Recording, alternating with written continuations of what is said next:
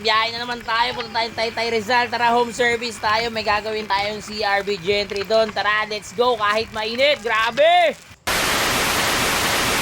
Kaya dito tayo, touchdown tayo, Taytay. Kung saan tayo pinaikot ni Google Maps. Yan, ito yung gagawin natin ngayon. CRB Gentry. Yan.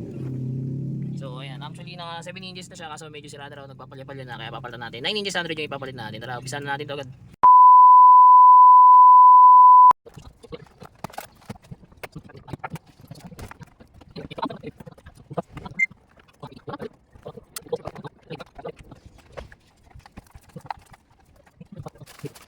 2,000 years later.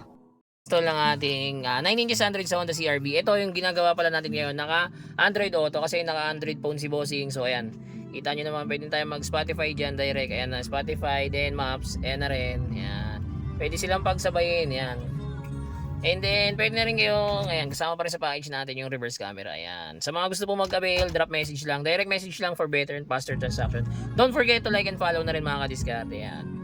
Apple CarPlay, Android Auto yung tawag dito mga bossing. Ayan. Kung mapapansin nyo kasi, naka-off yung wifi natin, pero nakakapag-maps kami. Kasi nga, Android Auto, Apple CarPlay na yan. Mas tipid kasi internet connection pag ganyan. Ayan. Sa mga gusto mag-avail, DM lang. Alright!